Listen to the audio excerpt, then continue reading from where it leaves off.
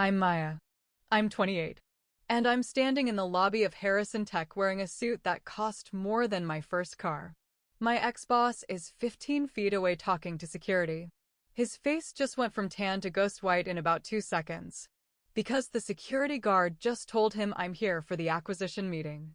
The acquisition meeting. David's staring at me like I'm a hallucination.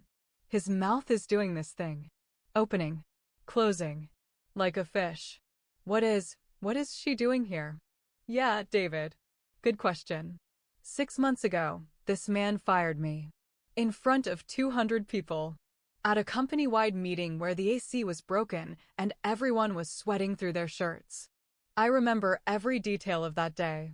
The way the room smelled like too many bodies and cheap carpet.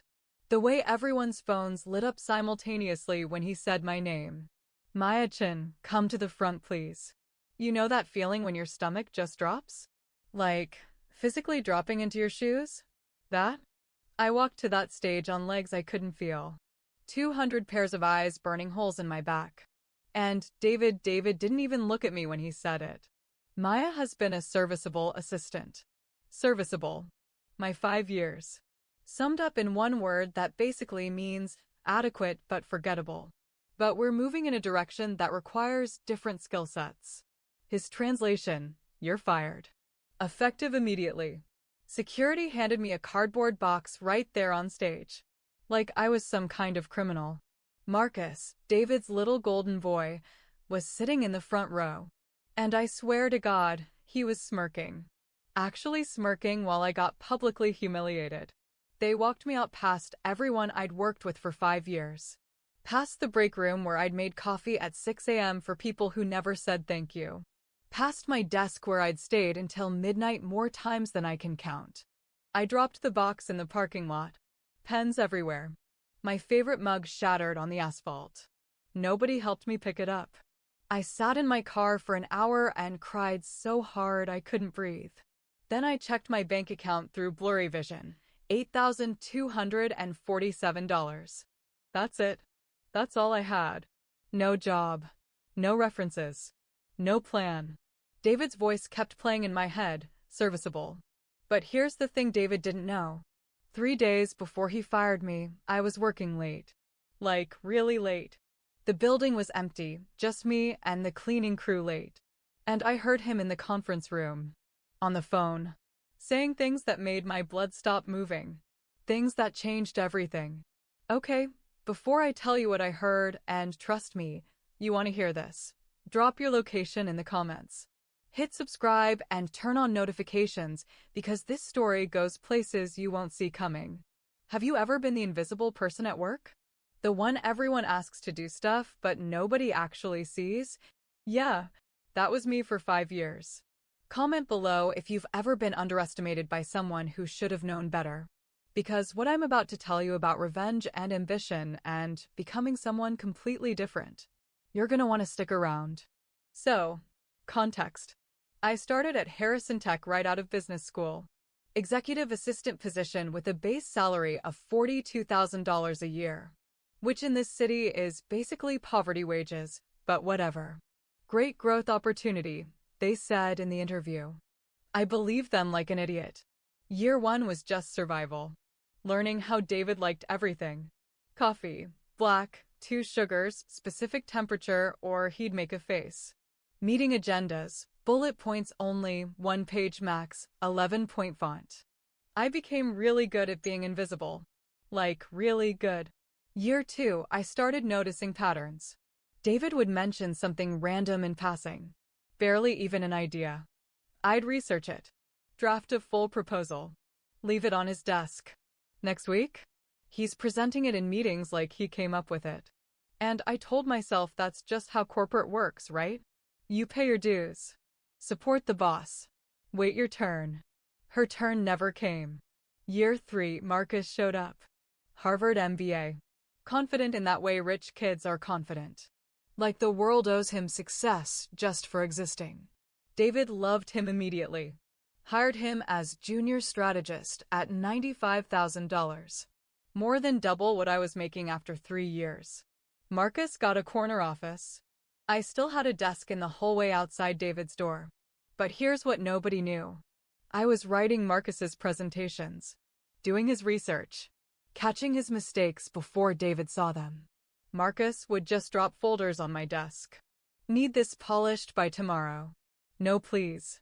No thank you. Just expectation. And I did it.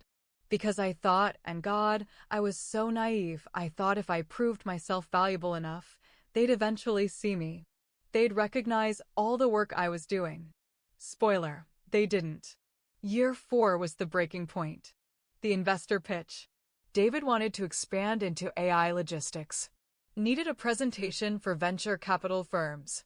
Marcus was supposed to lead it. Yet on Thursday at 6 p.m., he drops by my desk.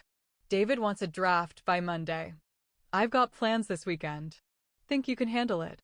I spent 47 hours on that pitch. 47 hours. Market analysis. Competitor research.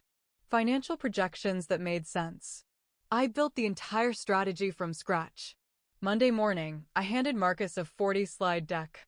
He looked through it for maybe 10 minutes. Changed the font.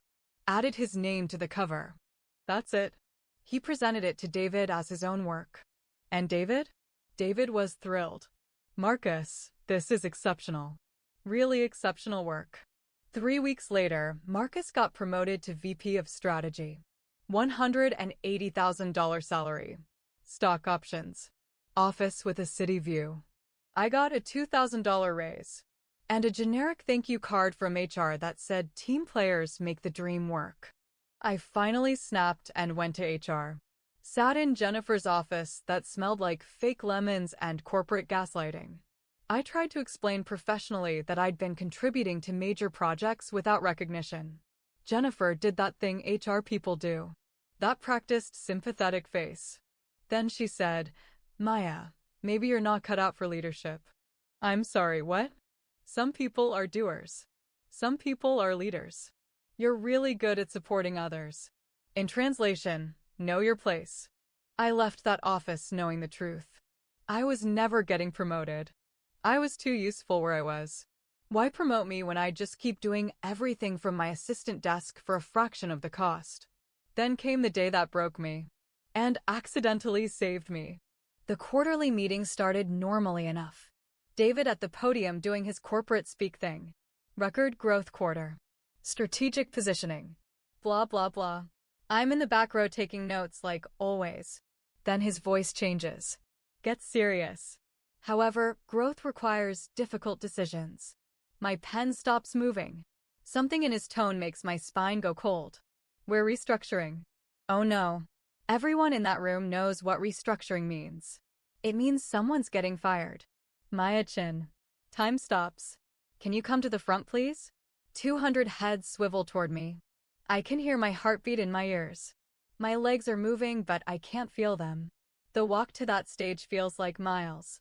My heels clicking on the tile. Click, click, click. Someone coughs. A chair scrapes. I reach the front. David still won't look at me. Just stares at his notes like I'm not even human. Maya has been a serviceable assistant for 5 years. There's that word again. Serviceable. But we're moving in a direction that requires different skill sets. My throat closes up. Effective immediately, your position has been eliminated. The silence is so thick I could choke on it. 2 security guards materialize out of nowhere. One hands me a cardboard box. I'm being fired. On stage. In front of everyone. The walk back is worse than the walk up. I pass Jessica. She's crying. Pass Marcus. He's on his phone, barely hiding a smile. Pass people I've worked with for 5 years who suddenly find the floor fascinating. Security gives me 5 minutes to pack. 5 minutes to erase 5 years. I'm shaking so bad I can barely hold anything. Jessica appears next to me. Maya, she whispers. I'm so sorry. Then even quieter. He's been planning this for weeks. He told Marcus you were asking too many questions about the Meridian deal. The Meridian deal? My stomach drops. Time's up, security says. I carried that box through the lobby for the last time. Past the desk where I smiled every morning. Past the elevator I rode 1,000 times. out into blinding sunlight. I made it to my car, set the box down, and completely fall apart. I cry out my heart. My hands were shaking and I could barely breathe. I was a mess, mascara everywhere, nose running. I cry for a full hour in that parking lot. Finally, pull out my phone with trembling hands.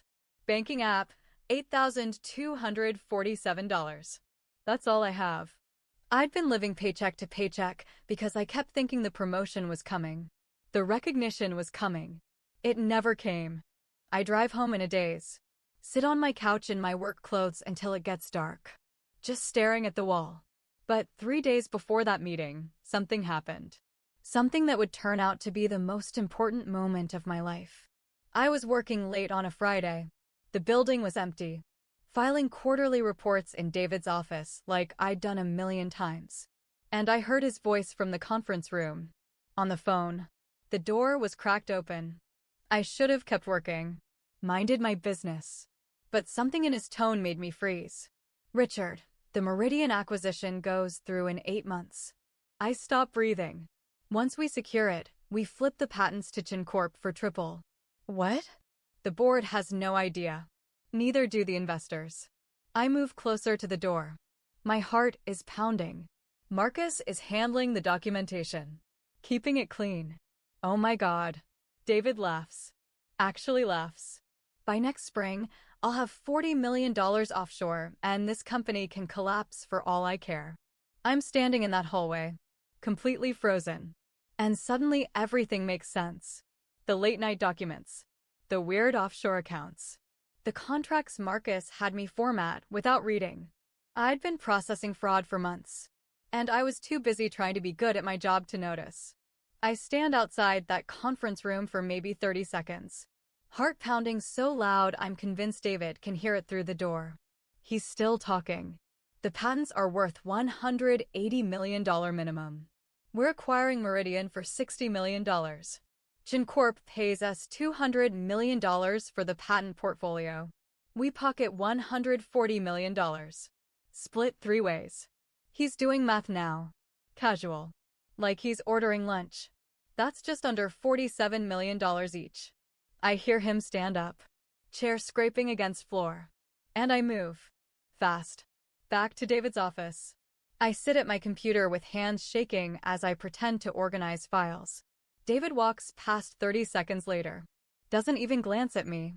Lock up when you're done, Maya. Yes, sir, I say automatically. The elevator doors close. I sat there for 5 full minutes. Just processing. Then something in me shifts. Some part of my brain that's been asleep for 5 years wakes up. And I make a decision. I go back to my computer. Open David's shared drive. I have full access, always have. Nobody ever thinks about the assistant having access to everything. And I start copying files. Emails about Meridian. Contracts with fake valuations. Documents showing ChinCorp's involvement. Offshore account transfers. Patent agreements. Everything. I work until 2 a.m. 3 encrypted USB drives filled with evidence. Back up everything to my personal cloud. Every sound makes me jump. Elevator dings. Cleaning carts. My own breathing. But I keep going. Because something tells me this is my insurance policy. For what? I don't know yet. But I need it. Saturday, I go back. Tell security I forgot something. They know me. Wave me through. Copy more files. Sunday, same thing.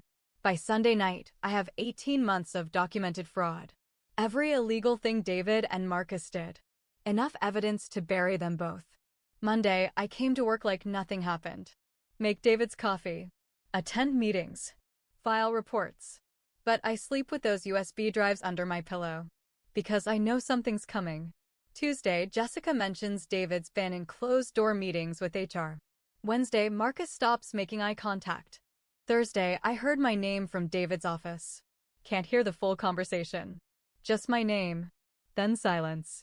Friday, the meeting announcement. All staff mandatory.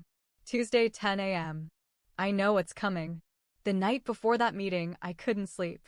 Just lay there staring at the ceiling. Wondering if I should go to the police. A lawyer. Someone. But with what? My boss is committing fraud? So what?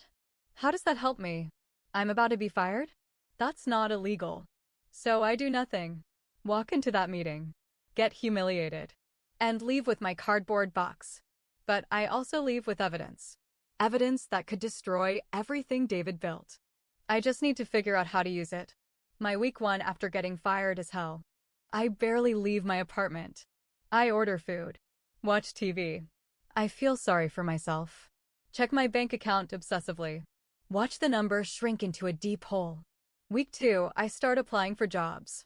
But every application wants references. And I have exactly 0. David's not recommending me. Obviously. I'm untouchable. Week 3, it's 2 a.m. I'm on my couch staring at those USB drives on my coffee table. And I think, what if I'm thinking about this all wrong? Everyone says move on. Find a new job. Start over. But what if I don't start over? What if I finish what they started? I open my laptop. Google corporate fraud lawyer. It doesn't take long to find one. Robert Chin.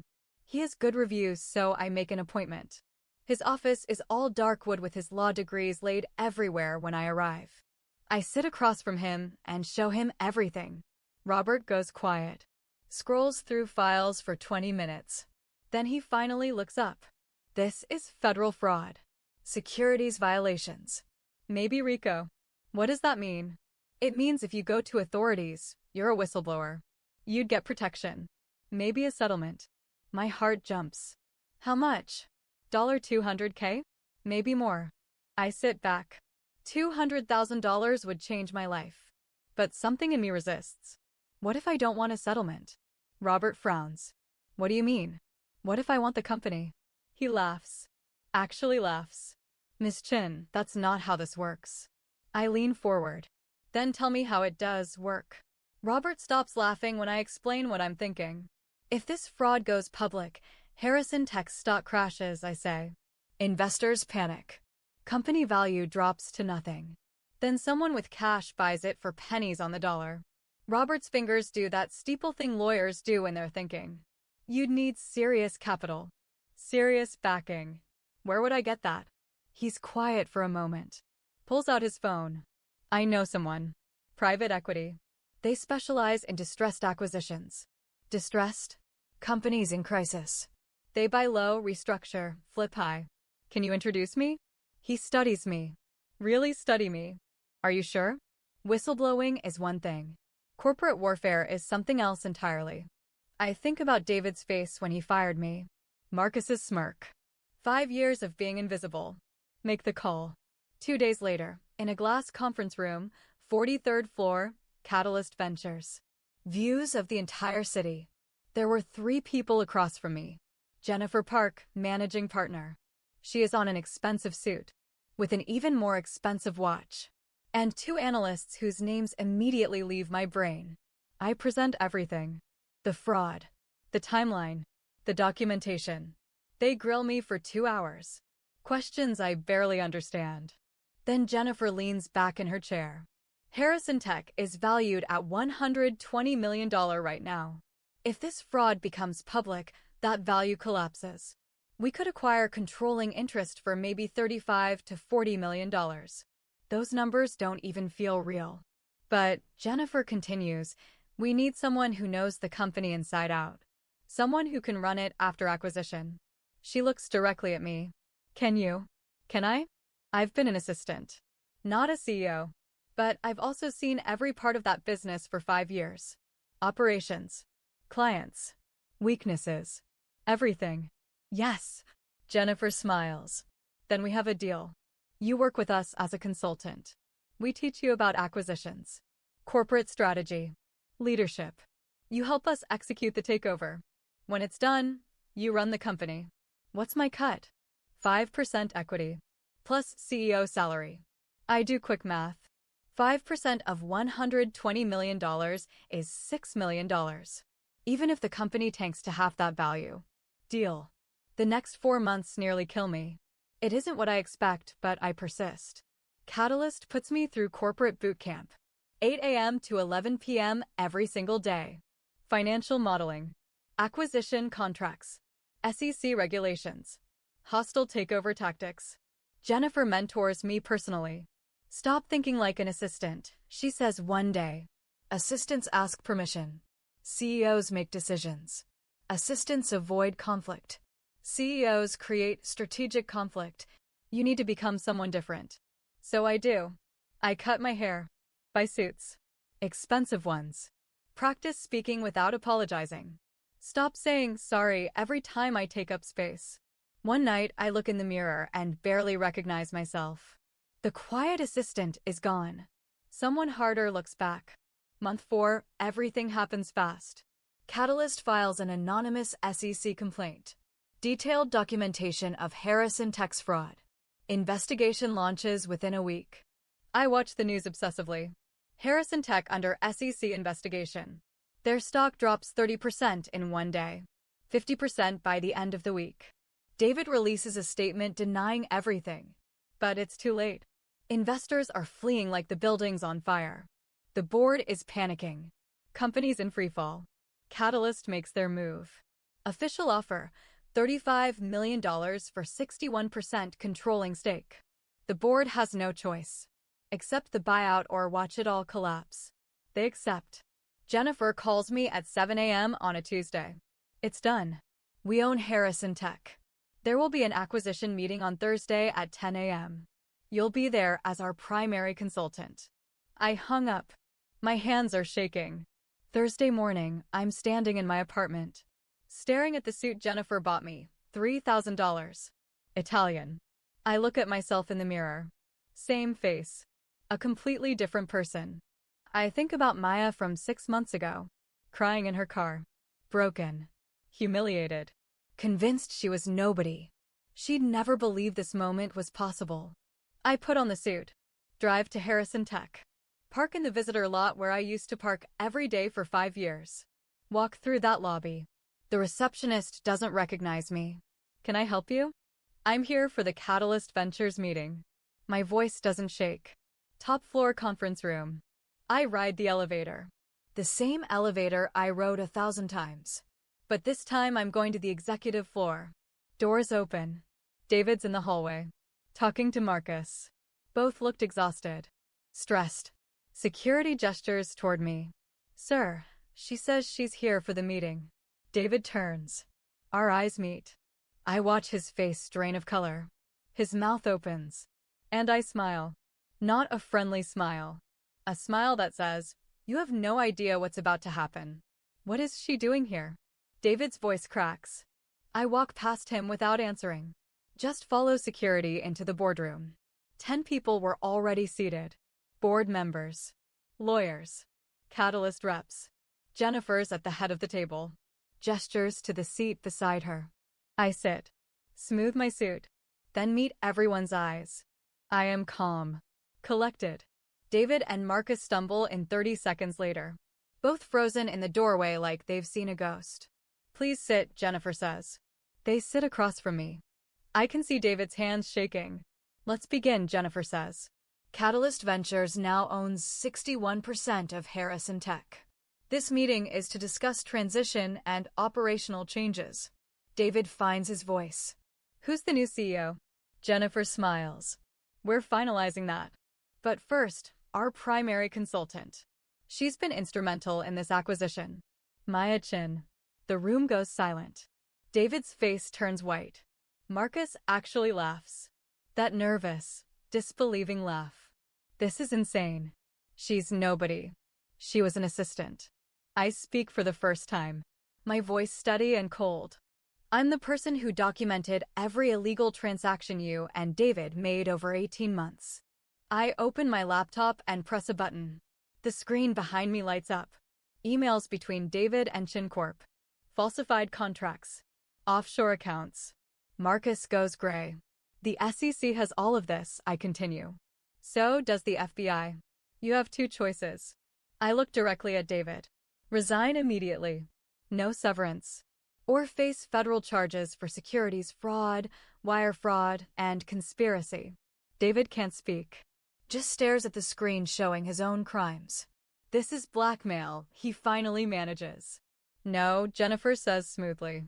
This is the consequence. You committed fraud. You got caught. Now you pay. I click to the next slide. Marcus's documents. His falsified reports. Marcus, same deal. Resign or face charges. He looks at David. Back to me. You can't do this. I already did. I lean forward. You told me I wasn't cut out for leadership. That I was just a doer, not a leader. You were wrong. The silence is so thick you could cut it. Finally, David speaks. Voice barely a whisper. I need time to think. 30 seconds, Jennifer says. Then we file formal charges. I watch David's face. Anger. Disbelief. Fear. Then resignation. Fine. I resign. Marcus? Marcus nods. Can't even speak. Excellent, Jennifer says. Legal will have paperwork within the hour. You'll both be escorted out immediately. Security appears. Takes David and Marcus by the elbows and walks them out. Just like they walked me out. I watch through glass walls. Past their offices. Past conference rooms. Past their entire kingdom. Elevator doors close. They're gone. Jennifer turns to the board. Let's discuss transition. But I'm still standing. Still staring at those elevator doors. Thinking about Maya from 6 months ago. The one who thought her life was over. Who believed she was nobody. She was wrong. And I'm about to prove exactly how wrong. David and Marcus resigned within 24 hours. Lawyers negotiated immunity for full cooperation with the feds. They avoided prison. But their careers? Dead. Completely dead. Nobody hires executives with fraud charges. Even dropped ones. On my first day as interim CEO, I sat in David's old office. Same desk where I delivered his coffee 1,000 times. Same view. But everything feels different. I call a company-wide meeting for 3 p.m. Same conference hall where I was fired. 200 employees packed in. Confused. Scared. Wondering what happens next. I stand at that podium. Same spot where David humiliated me. Look out at those faces. I'm Maya Chin. Some of you remember me. Most probably don't. 6 months ago, I was fired from this company. In this room. Uncomfortable shifting. I was told I wasn't leadership material. That I was serviceable but not strategic. That I should accept my place. I looked at each face, judging their expressions. Today, I'm your CEO. Dead silence. Things are going to be very different. Different how? Mark from operations calls out. Different like this. If you've been doing someone else's work without credit, that ends today. If you've been invisible because you were too useful to promote, that ends today. If you've been underestimated because of who you are instead of what you do, that ends today. I see faces changing. People sitting up. Over the next 90 days, we're restructuring completely. Performance matters. Results matter. Ideas matter. Politics don't. Connections don't. Who you golf with doesn't. Jessica raises her hand. What about current management? Most are gone, I say bluntly. Anyone who participated in David's fraud. Anyone who enabled it. Gone. That creates openings. I pull up a slide. New director positions. VP of Operations. Director of Strategy. Head of Innovation. We're promoting from within. From people who actually do the work. People lean forward. How do we apply? Someone asks. You don't. I've spent the last week reviewing performance records. I know who's been carrying this company while taking no credit. Those people are getting promoted. I see tears. Shock. Disbelief. Jessica Martinez, VP of Operations. Jessica's hand flies to her mouth. David Lee, Director of Strategy.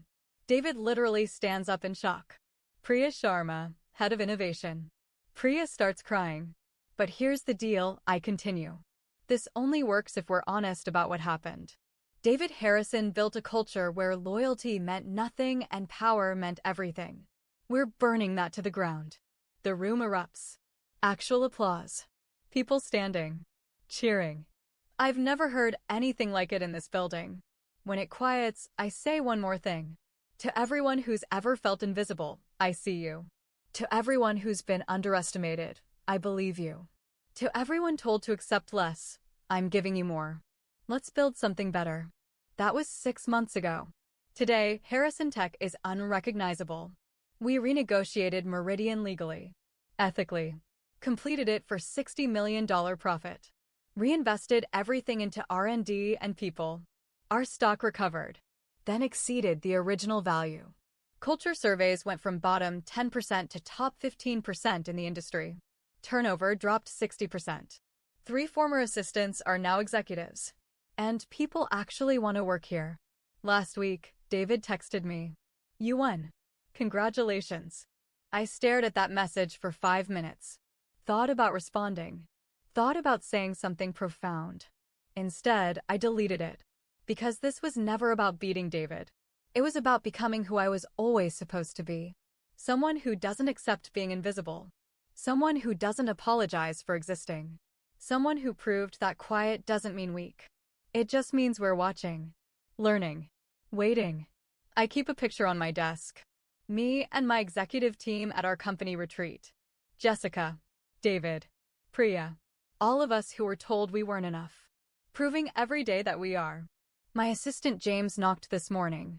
"Miss Chin, reporters wants to interview you about the turnaround." I smiled. "Tell them I'm busy building something they'll want to write about next year." Because revenge isn't destroying people who wronged you. It's building something so successful they can't ignore it.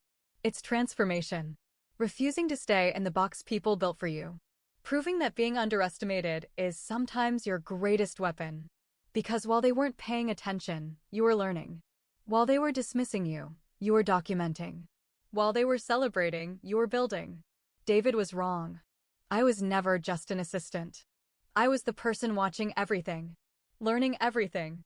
Waiting for the moment when everything they took for granted became mine.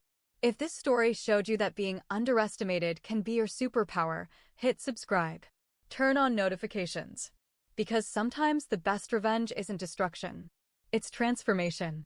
Sometimes people who dismiss you aren't blocking your path. They're clearing it. For you to become unstoppable. Drop a comment. Have you ever been underestimated? What did you do? Your story might be next.